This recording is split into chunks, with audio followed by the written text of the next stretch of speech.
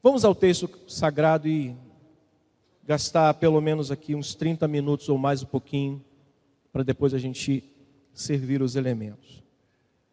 Eu escolhi ler somente o versículo 27 e ficar nele por enquanto. Se assim Deus me permitir, eu volto e falo um pouquinho mais do outro. A unidade cristã na luta, diz o texto: vivei acima de tudo, por modo digno do Evangelho de Cristo, para que, ou indo ver-vos, ou estando ausente, eu ouça no tocante a vós outros que estáis firmes em um só espírito, como uma só alma, lutando juntos pela fé evangélica. Até aqui. Pai amado, nós lemos a Tua palavra. Pedimos a iluminação do Espírito Santo sobre ela, mas sobretudo sobre a nossa vida. Nós precisamos dessa iluminação, que nossa mente, os nossos olhos, que o nosso coração seja agora levados cativos a Ti, para que possamos ouvir a Tua voz e aprendermos com a Sua palavra, em o nome de Jesus. Amém. Ocupe seu lugar.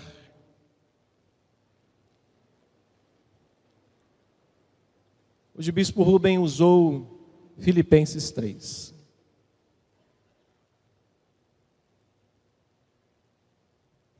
Antes de começar, temos visitantes nessa noite. Quem está aqui hoje pela primeira vez, nos dando alegria da sua presença? Só levante a sua mãozinha, dá um tchauzinho para a gente só te conhecer. Legal, do meu lado direito aqui, temos várias pessoas aqui. No meio também. Do meu lado esquerdo tem alguém pela primeira vez? Dá um tchau para mim. Nossa palavra de carinho, tá bom? Obrigado, meu irmão, minha irmã, pela sua presença entre nós. Irmãos, a cidade de Filipos, a qual Paulo está agora se correspondendo por carta a eles, foi e era extremamente importante na estratégia missionária deste homem. Essa cidade tinha um objetivo muito grande, tinha uma grande importância no ministério missionário do apóstolo Paulo. E logo que chega nessa cidade, nessa importante cidade, Paulo e Silas vivenciam experiências extraordinárias com Deus. E se você quiser vê-las, lê-las, é só você em Atos dos Apóstolos, capítulo 16. Então Paulo, ao chegar nessa cidade, em Atos 16, ele tem experiências, vivencia experiências extremamente maravilhosas para ele e para Silas. A primeira delas foi a conversão e batismo de uma mulher chamada Lídia. Mas não só o batismo e a conversão de Lídia, mas toda a sua casa também fora alcançada pela pregação e foram também batizados. Mas também nós temos a cura e a libertação de uma jovem que adivinhava e promovia muito lucro para os seus senhores. Uma mulher que estava ali tentando adivinhar e todos os dias, de uma forma até persistente, estava ali próximo a Paulo e Silas, dizendo: esses homens são a voz de Deus, são homens de Deus. Até o momento em que Paulo olha para aquilo e se enfurece e ordena que aquele demônio saia daquela mulher, e ela foi liberta. Consequentemente, por conta desta libertação, a fonte de lucro dos seus senhores, dos senhores dessa menina, acabou. Porque já não tinha mais um espírito por detrás tentando adivinhar coisas das pessoas, e Paulo e Silas foram presos. Porém, irmãos, como consequência também dessa prisão, que eles realizaram ali o milagre, Deus promoveu um outro milagre, e algo extraordinário aconteceu na vida de Paulo e Silas, que foi a libertação milagrosa da prisão e a conversão do carcereiro e de toda a sua casa. Então Paulo, para Filipos, para Paulo era estratégico. Ele chega e encontra sinais de que Deus estava com ele. Ele batiza, ele cura, ele ora pelas pessoas, os demônios saem, são presos por conta disso, mas Deus os liberta da prisão e ainda em crédito a isso, eles veem o carcereiro sendo totalmente liberto e toda a sua casa. Possivelmente, irmãos, repito, possivelmente, a partir desses personagens e muitos outros, alcançados pela mensagem do Evangelho, uma igreja em Filipos foi fundada, foi implantada. A partir talvez da família de Lídia, da família do carcereiro, talvez a partir de outras pessoas que foram alcançadas pelo evangelho pregado por Paulo e pelos próprios crentes de Filipe, uma igreja foi estabelecida. E uma vez constituída essa igreja, uma vez essa igreja formada, essa igreja agora tem esses novos crentes que receberam essa nova mensagem. Uma nova mensagem chegou àquela cidade e esses novos crentes estão cheios dessa nova mensagem, e agora eles passariam a declarar aos seus conterrâneos, aos seus vizinhos, aos seus amigos, que agora eles eram seguidores de Jesus Cristo. Agora essa cidade está sendo evangelizada, a igreja está sendo estabelecida, tem um grupo de crentes que agora estão andando juntos, e eles agora proclamam e declaram a todos os seus conterrâneos: eu sigo a Jesus Cristo. Pela própria experiência anterior de Paulo e Silas, pelos próprios açoites que receberam, pela própria prisão que eles tiveram ali em Filipos, essa não seria uma tarefa tão fácil para aquela comunidade. Logo pela experiência anterior daqueles dois homens que foram presos, Paulo entende que isso não seria fácil, proclamarem e dizerem que a partir daquele momento Cristo era o Senhor deles. Não seria fácil por dois aspectos. O primeiro deles, por causa da mensagem, por causa da loucura da pregação. Que loucura de pregação é essa, pastor? Porque eles estavam dizendo, em outras palavras, o seguinte: a partir de agora, nós somos seguidores de Jesus de Nazaré. Nazaré? Assim, cidade mais pobre e miserável da Palestina? Como assim? Filho de um carpinteiro? Como vocês agora seguem a um homem que nasce em Nazaré e que, ao caminhar pregando um evangelho, um reino que ele vai vir, que está por vir, este homem é visto como um grande impostor no meio da cidade e é preso? Vocês seguem um preso? Por dois aspectos, irmãos, não seria uma tarefa fácil aqueles crentes de Filipos continuar dizendo para toda a comunidade de lá, todos os conterrâneos dele, que Cristo era o seu Senhor a partir daquele momento, por causa da loucura da pregação, por causa da própria mensagem que eles tinham que pregar para aqueles que estavam ali ao seu redor, que um homem de Nazaré, que nasceu de uma virgem. Essa é a loucura da pregação, que foi preso e pior, foi crucificado como um bandido. Vocês seguem agora um bandido? Porque só os bandidos eram crucificados. Só e a crucificação era uma das piores condenações para um homem. E para piorar, para deixar a pregação mais louca ainda, este homem morre e ao terceiro dia ele ressurge. Difícil pelo primeiro aspecto, pela loucura da pregação. E pelo segundo aspecto, pela resposta que alguns teriam e creriam na loucura dessa pregação. E uma vez que alguns aceitassem esta loucura da pregação, reconhecessem que aquele Senhor seria o deles também, intimidações, prisões e açoites os aguardavam. Difícil, irmãos. Eles estavam em meio a uma grande dificuldade, uma grande luta, um grande desafio. E qual era o principal objetivo do apóstolo Paulo então, irmãos? Seu principal objetivo era alcançar toda a região e plantar ou implantar ou fundamentar ou estabelecer novas igrejas. Mas Paulo, irmãos, tinha total consciência de que essa tarefa não era fácil e exigiria ainda mais algo muito maior de toda aquela comunidade. Exigiria daqueles irmãos, daqueles crentes, um desafio talvez muito maior do que eles pudessem imaginar. Pastor, que tarefa é esta? A tarefa de viver de modo digno o Evangelho de Cristo. Que tarefa difícil. Na palavra de Deus, as Escrituras Sagradas, existem duas formas, aliás, existem várias formas de nós testemunharmos do Evangelho de Cristo. Eu não vou enumerar todas elas, mas posso citar claramente duas, muito simples. Existem duas maneiras de uma igreja testemunhar o Evangelho. Existem duas formas de um crente testemunhar o Evangelho de Cristo. Uma é de forma verbal, é aquela forma em que o próprio Jesus ensinou e deixou como um mandamento, como uma ordem: ide, pregai o Evangelho a toda criatura. A primeira forma de todos nós, de uma igreja testemunhar o Evangelho, é da maneira verbal, testemunho verbal de todo cristão. Dizer às pessoas: olha, Deus deu a vida do seu filho em resgate da sua vida. Deus amou o mundo de tal maneira que deu o seu filho unigênito. Essa é a forma, Marcos capítulo 16, verso 15.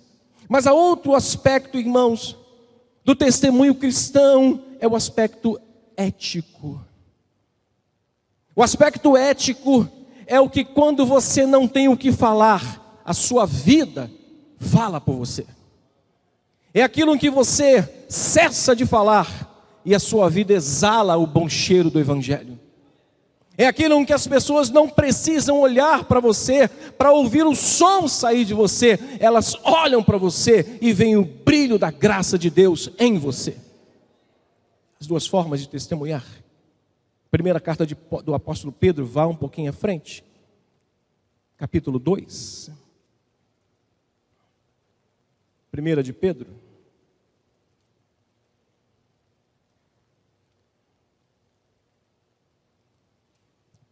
Versos 11. Olha o que Pedro vai dizer sobre esse testemunho não verbal, nesse testemunho ético, que ele vai dizer assim, verso 11 do capítulo 2 da primeira carta de Pedro. Leia, por favor, a sua Bíblia. Diz assim: amados, vamos ler juntos?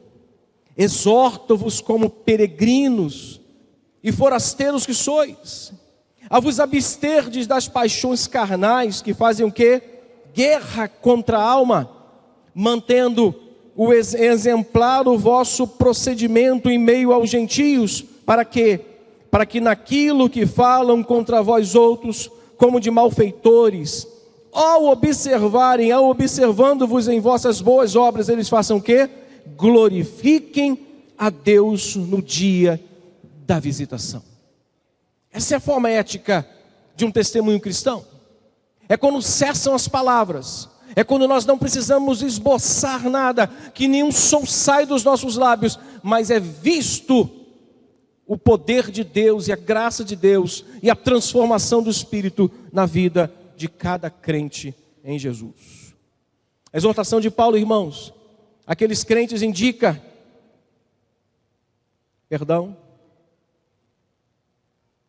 a exortação de Paulo àqueles crentes indica que o testemunho deles não haveria ser, ou não deveria ser caracterizado apenas quando eles falassem, apenas quando eles esboçassem ou verbalizassem. O testemunho deles precisava ter uma insígnia ou um sinal. Que sinal é este?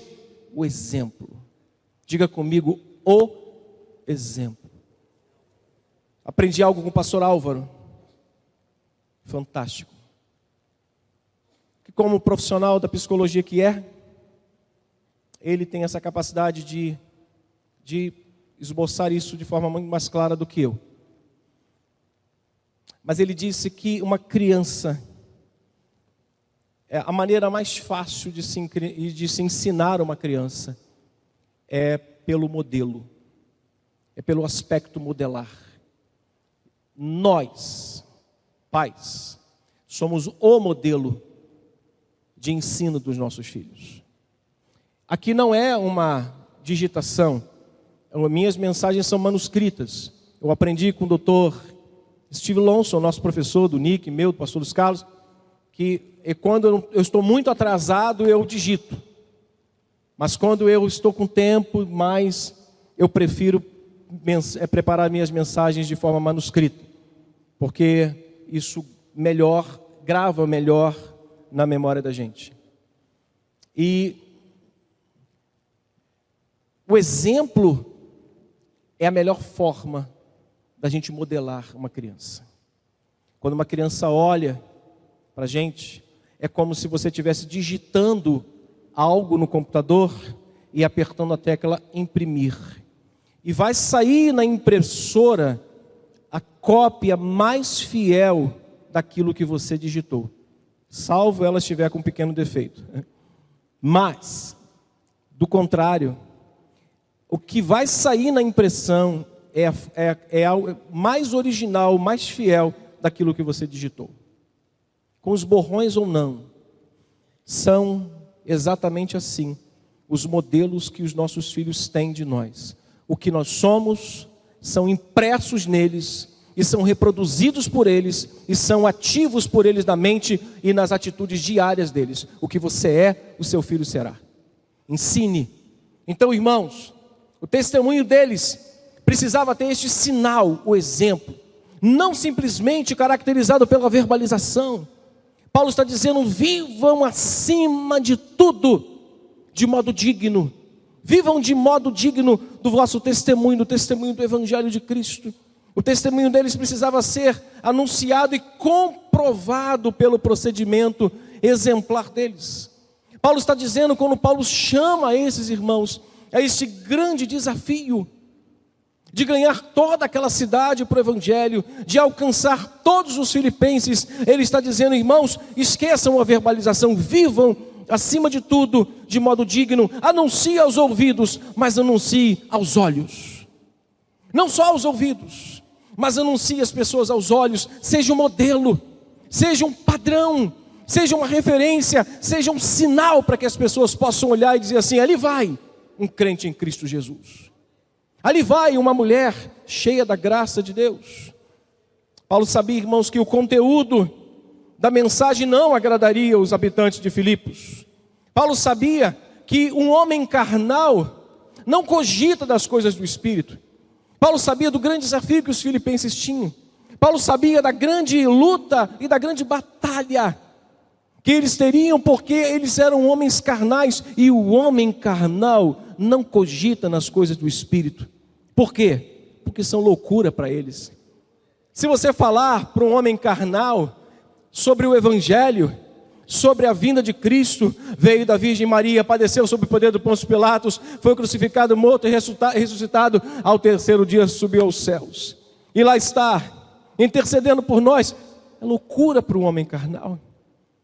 Paulo entende isso e sabe que eles não vão enfrentar uma parada, desculpe minha expressão, uma parada fácil. Paulo sabia que aqueles homens a qual o Evangelho estava sendo enviado a eles eram homens que cogitavam das coisas da terra, não das coisas divinas. Para os habitantes de Filipos, a mensagem pregada por eles não era vista somente como uma seita, mas era vista como algo insignificante. Não era só alguma coisa que estava chegando como mais outras que chegavam, era algo insignificante, como aqueles crentes o eram. Assim como a mensagem era insignificante, os crentes e quem pregava também para os filipenses eram insignificantes. Já que a mensagem do Evangelho era insignificante para eles, e eu digo mais, ainda o é para o mundo de hoje. Só que eu quero abrir um parêntese rapidinho aqui. Um parêntese para que a gente possa pensar. Estamos no século 21.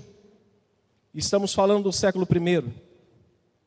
No século 1, a perseguição contra a igreja era acirrada. Era olho por olho, era espada. Era Tiago sendo morto a fio de espada, Pedro e João sendo presos. Eram homens como Estevão sendo apedrejado porque pregaram o Evangelho verdadeiro. No 1º século nós tínhamos essa percepção, não vivenciamos, mas temos essa percepção à luz das Escrituras, que a oposição à igreja era uma perseguição sanguínea. Era uma perseguição com gosto de sangue na espada. 20 séculos depois, olhe para mim, se você glorificar a Deus por isso, faça o que eu fiz. Eu disse: Senhor, 20 séculos depois, as perseguições não pararam a igreja. Os mártires que fizeram com que os outros pudessem ser encorajados a continuarem pregando o evangelho. Contudo, a perseguição à igreja hoje é diferente. Não é mais a fio de espada, não é mais matando, crucificando de cabeça para baixo, cortando o pescoço, decapitando Paulos, prendendo na ilha de Pátimos, prisão perpétua a João. A perseguição hoje mudou de nome, ela agora é infiltração. Eles não querem mais destruir a igreja, eles querem descaracterizar a igreja. Eles querem que o estereótipo da igreja seja alterado, porque uma vez mudando o estereótipo da igreja, o mundo vai olhar para a igreja e vai dizer assim: agora dá para a gente ir, porque a mensagem agora é relativa. A parede é toda preta, agora está com um aspecto de teatro. Julguem-me à luz da palavra de Deus, por favor.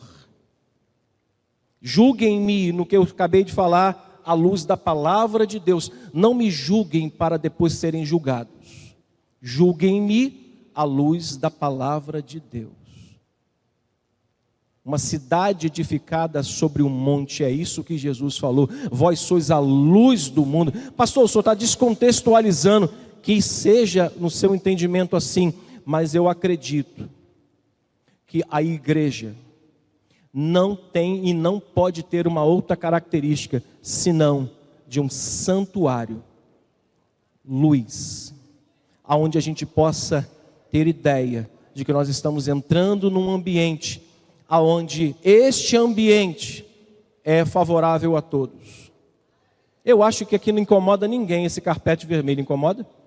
Incomoda? E me incomoda um pouquinho só aquele refletor forte ali que bate aqui no metal aqui e reflete nos meus olhos. Julguem-me segundo a palavra de Deus, não segundo ao seu pensamento. Mas irmãos, a forma mudou. Não é mais perseguir, não é mais matar, não é mais prender. Em alguns países sim, mas no nosso país não. Eles estão tentando descaracterizar a igreja, eles estão se infiltrando na igreja, eles estão colocando tipos de pessoas na igreja, falsos mestres na igreja. Meus irmãos, já que a mensagem do evangelho de Cristo era insignificante para eles, já que a mensagem do evangelho de Cristo é ainda insignificante para alguma parte do mundo, a pergunta que eu faço é: o que nós precisamos fazer? O que a igreja e nós cristãos precisamos fazer para que a nossa mensagem, a mensagem do evangelho, seja levada a sério por este mundo? Vamos ao ensino de Paulo. Vamos ver o que Paulo nos ensina aqui. O que Paulo deixa para nós, voltando a Filipenses. O que o apóstolo Paulo deixa para nós, para que a gente possa aprender, para que a gente possa fazer, para que o mundo leve o evangelho pregado pela igreja a sério. Primeira coisa que nós aprendemos, e custa, irmãos, isso, é viver a totalidade da vida regulada pelo evangelho de Jesus. Diga comigo, por gentileza, quem desejar. Para que o mundo leve a mensagem da igreja a sério, nós precisamos viver a totalidade da nossa vida regulada pelo evangelho de Cristo.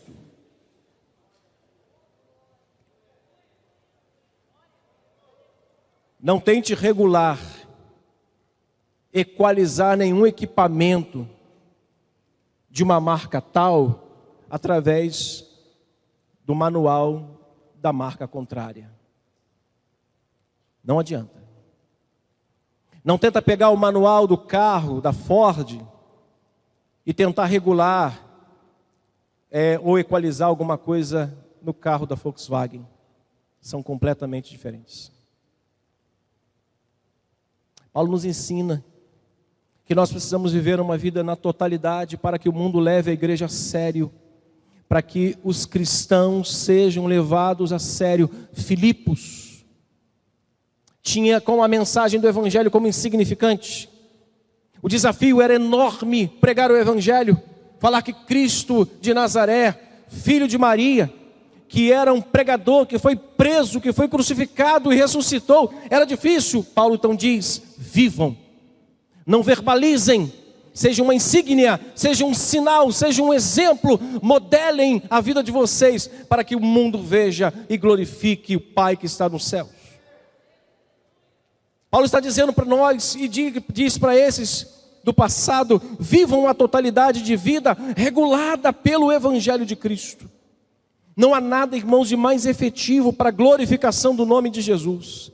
Não há nada de mais efetivo ao Evangelho do que uma igreja e os crentes que são regulados pela palavra de Deus.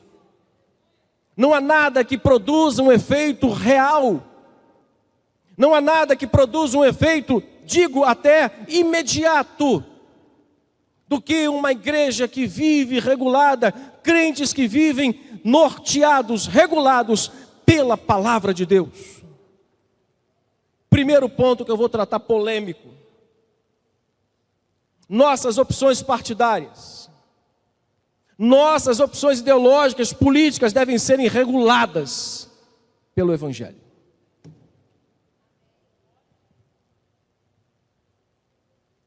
Vou beber uma água.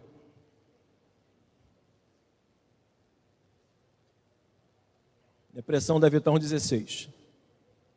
Eu não vou morrer não, fique tranquilo.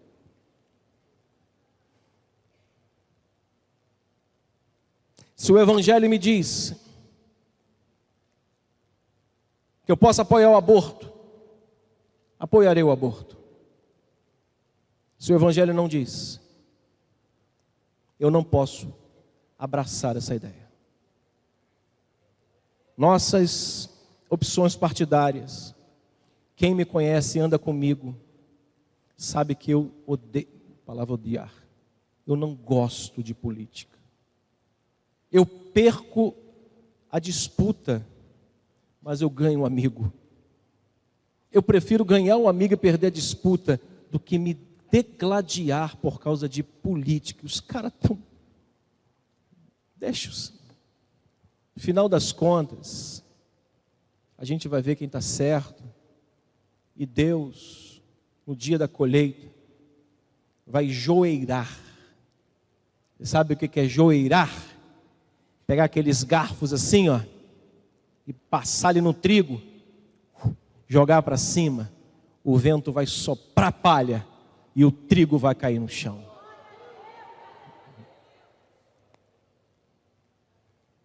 Nossas opções partidárias, ideológicas e políticas devem serem reguladas pelo Evangelho.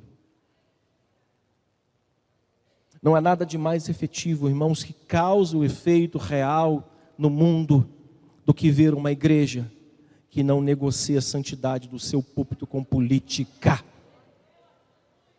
que tem o seu pastor, seu líder, como o bispo Rubem: eu sou apartidário. Votou? Não precisou mais, mas quando votava, nem mesmo a gente que estava próximo a ele sabia. Por quê? Porque foi um homem que sempre preservou este ambiente. Para o mundo levar a igreja a sério, os crentes, irmãos, nossas opções, nossos pensamentos ideológicos, partidários, têm que estar à luz do Evangelho. Doa quem doer. Não é A, não é B, na direita, na esquerda, na centro-esquerda, na extrema-direita, nada disso. É simplesmente regulada pelo Evangelho. A única forma do mundo glorificar a Deus e levar a mensagem do Evangelho a sério é quando a nossa vida na totalidade é regulada pelo Evangelho. Mas nossa visão de mundo deve ser regulada pelo Evangelho.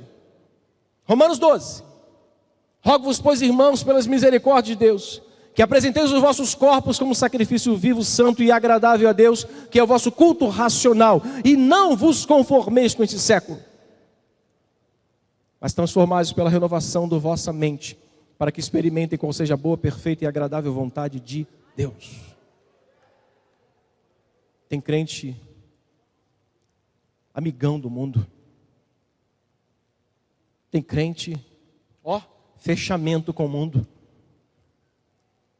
Tem pessoas sentando à mesa, fazendo podcast. Tem crente fazendo podcast com... Posso falar, Manu? Do convite que você me fez? Posso? Dá liberdade? Minha filha. Pai, os formandos da faculdade escolheram o senhor para falarem, foi isso? No culto ecumênico da minha formatura de medicina. Eu disse, não, eu não vou me associar a isso. Pastor, sua filha, problema meu. Eu não, pastor Arlindo e eu fomos, não fomos, pastor Arlindo, há uns anos atrás? Para nunca mais. Eu não apresento a minha imagem não é minha, eu represento uma igreja. Eu represento um púlpito. Eu represento uma denominação, assim como os demais pastores. Eu não vou participar. Minha filha, você entende? Ela, entendo, pai. Ela, poxa, reclamou um pouquinho, mas ela, eu falei, filha, eu não vou expor a minha imagem, dividindo qualquer ambiente com qualquer outra pessoa que não seja da minha mesma fé. Aí ela me entendeu, me respeitou, mas vou estar lá. Louvado seja Deus. Agradecendo a Deus pela vitória dela, que é a nossa. Mais uma. Nossos valores morais devem ser regulados pelo Evangelho. Até por onde eu li, até onde eu consegui entender, com essa mente limitada e incapaz que eu tenho, sexo antes do casamento parece que é pecado à luz da Bíblia, não é?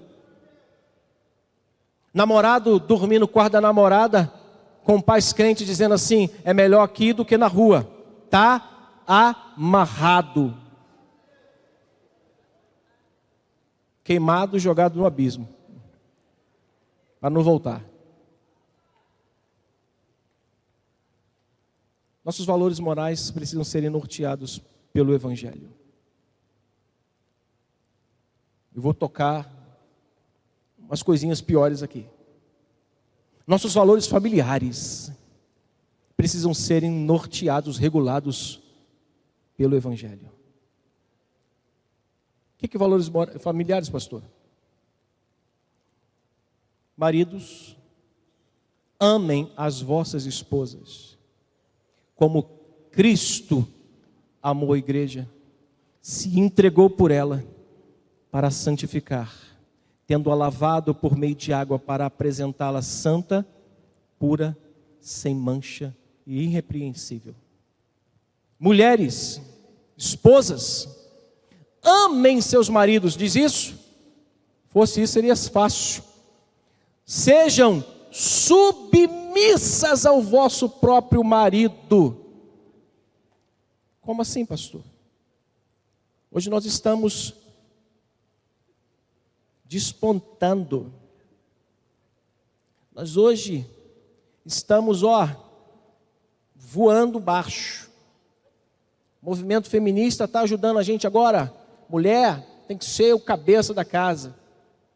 Se a sua vida não for regulada, irmã, pelo Evangelho de Cristo, eu duvido que as bênçãos de Deus cheguem na sua casa. Mas se você for uma mulher submissa ao seu marido, submissa, irmão, não está à frente, não está abaixo, não está atrás, é do lado. É do lado. Filho, se você não obedecer ao seu pai, se você não tiver capacidade de obedecer seu pai terreno, você nunca vai obedecer a Deus. Uma expressão bem de impossibilidade, você nunca vai conseguir obedecer. Porque como é que você não obedece a alguém que você vê e vai conseguir obedecer quem você não vê? Então, irmãos, nossos valores familiares precisam serem regulados pela palavra de Deus. Nossos relacionamentos profissionais têm que ser regulado pela palavra de Deus. Apóstolo Paulo, em primeira carta ou segunda carta aos Coríntios, capítulo 6, ele vai dizer: não vos prendais a julgo desiguais com os infiéis, pois que comunhão há entre luz e trevas, que sociedade há entre luz e trevas, que comunhão existe entre Cristo e Belial. Nossos sentimentos têm que serem regulados pelo Evangelho. Paulo vai escrever aqui no próprio capítulo 2, versículo 5, dizendo assim: tende em vós o mesmo sentimento que também houve em Cristo. Nossos sentimentos têm que ser parecidos com o sentimento de Cristo. Pastor, sou pinga-fogo, falou comigo, respondo na bochecha. Sou pavio curto, irmãos, diga comigo, é inadmissível. O bispo está ouvindo de casa, tá? É inadmissível um crente ter pavio curto. Por quê? Diga, por quê, pastor? Porque nós precisamos ter o mesmo sentimento que também houve em Cristo. Cristo tinha pavio curto? Cristo tinha pavio curto? Vai jogar bola com crente. Parei de jogar porque minha armadura não ficou pronta. Parei de jogar porque a joelheira, a caneleira tinha que ser de aço. Mas eu dizia para os irmãos lá, bater no pastor 7 anos de azar. Mas passar por mim, do pescoço para baixo é filisteu e amalequita, eu passo o cerol. Eu e o pastor Luiz Carlos. Eu e ele era zagueiro junto com ele, passou pela gente e a gente passava o rodo. Batendo a gente é pecado. Mas passou pela gente a filisteu e a amalequita, tudo inimigo. Brincando. Mas deixa eu dizer isso para você. Nossos temperamentos têm que ser rodeados ou regulados pelo Evangelho. Como é que o mundo vai levar a sério a mensagem do Evangelho? Quando a vida ou viver na totalidade da igreja for regulada pelo Evangelho de Cristo. Eu concluo. A única forma, irmãos, de uma sociedade não cristã respeitar, a única forma de uma sociedade não cristã admirar, e mais, ouvir a mensagem da igreja, não criar simpatizantes, mas pessoas que admiram, aquilo entra no seu coração, o exemplo da igreja o comove, o transforma na mente. Ele diz: aqueles homens são sérios, aquele púlpito é sério, aqueles pastores são sérios. Bispo Rubem hoje citou aqui uma questão de estética ou de roupa. Roupa não prega, mas diz quem é o pregador. Não acredito que o meu terno vai pregar se eu sair daqui dele e deixar ele aqui preso. Não vai pregar. Mas roupa diz muito quem você é. Você não vai numa festa de casamento com aqueles tênis cano longo, com aquela língua para fora, aquelas camisas 99 que vai até o joelho, que parece um vestido, e uma calça frouxa. Você vai destoar de todo mundo. Você procura se vestir de acordo com o ambiente. Meu filho hoje saindo de casa de manhã, ele foi no meu espelho, aí botou um bracelete que eu dei a ele, que eu ganhei. Aí ele disse assim: eu acho que não é muito propício ao ambiente. Tá vaidoso. Eu acho que não é muito propício hoje, não é casual. Eu falei: o que é casual, cara? Aí ele saiu.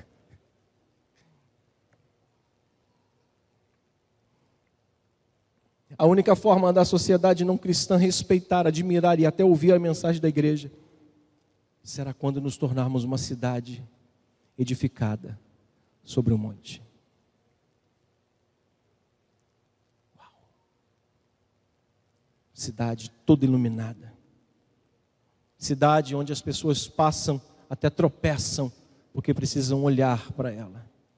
Sociedade não cristã só vai levar a sério crentes, igreja, pastores, púlpitos, denominações, quando nós nos tornarmos esta cidade edificada sobre um monte.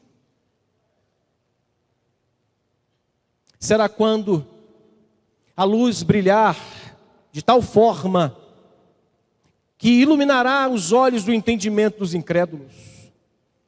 A única forma da sociedade não cristã admirar e ouvir a mensagem do Evangelho por essa igreja será quando os púlpitos deixarem de ser palanque de políticos, os cultos deixarem de serem shows para entreter pessoas. Como eu ouvi um testemunho semana passada de um amigo de uma menina que foi convidada a ir numa igreja porque ele estava com a vida quase que indo ladeira abaixo, caindo no abismo e morrendo de tanto beber, de tanto fazer besteira. Ele foi e disse assim: é tão legal que eu decidi fazer uma tatuagem de Jesus Cristo. A mensagem foi tão boa que ele ouviu, o culto foi tão legal que ele falou assim: vou fazer uma tatuagem de Jesus, como se isso mudasse a vida de um ser humano que deve a Deus um arrependimento dos seus pecados. Diga: Senhor, eu sou um miserável pecador e o Senhor é o único que pode perdoar os meus pecados. A única forma da sociedade, irmãos, respeitar crentes e igreja será quando os púlpitos deixarem de ser palanque, nossos cultos pararem de serem shows para entreter pessoas e as nossas mensagens pregadas não tenham interesse ganancioso. Seja isento de interesses gananciosos e de atenuarem a gravidade do pecado. Não é isso tudo que os pastores da Nova Vida dizem, não. Vocês estão vindo para cá porque os pastores lá são radicais, né? O bispo Rubem é muito certinho com aquelas músicas dele, então pode vir para cá. Irmãos, a única forma do mundo é respeitar o evangelho pregado pela igreja vai ser quando essa igreja não passar pano quente no que é pecado e com interesses gananciosos pregarem para terem gente e arrancarem a lã das ovelhas. Um escritor desconhecido, de fato era desconhecido. Quando eu estava lendo esse livro, ele apontava exatamente para um autor desconhecido. Ele disse uma coisa muito interessante. Ele disse assim: o único evangelho que o mundo conhece é o que vê refletido em cada cristão. O único. Eles não leem. O único evangelho que o mundo conhece é o que está sendo refletido através da nossa vida pelo exemplo. Ele completa dizendo, capítulo por capítulo, a cada dia, por meio das coisas que fazemos e das palavras que dizemos, estamos escrevendo um evangelho para o mundo ler. Pergunto a você, o que é que o mundo está lendo através da sua vida? Porque eu disse aos irmãos que essa mensagem me cortou, me humilhou. Mas primeiro, para falar com vocês, Deus falou comigo. Segunda e última coisa que nós precisamos olhar para o ensino de Paulo, para que o mundo leve a sério a igreja. E de fato eu finalizo. Lutar juntos pela causa do evangelho.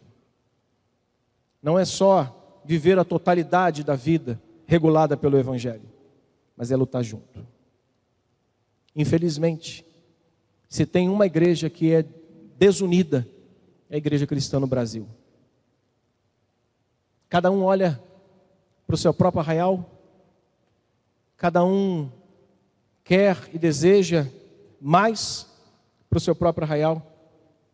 Mas o interessante é que Paulo, ao escrever aos irmãos de Filipe, usou uma expressão que traduzida quer dizer atletismo.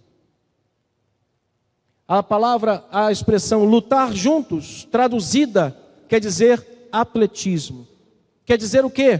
Quer dizer que nós somos uma equipe que estamos jogando no mesmo time por um objetivo, que é alcançar a vitória. Paulo então está dizendo assim: vivam acima de tudo, do modo digno do evangelho, para que indo ver-vos ou estando ausente, ou ouça no tocante a vós outros que estáis firmes num só espírito, como uma equipe, que luta junto, que trabalha junto, que é uma equipe de futebol de salão, uma equipe de voleibol, uma equipe de basquetebol, é uma equipe de futebol normal, que todos precisam tocar a bola, passar a bola um para o outro com o objetivo final de dar a cesta, de colocar a cesta e pontuar. Mas a igreja, infelizmente, cada um luta pelo seu próprio interesse. Paulo vê a igreja como uma equipe, irmãos. Paulo sabia que havia dissensões na igreja.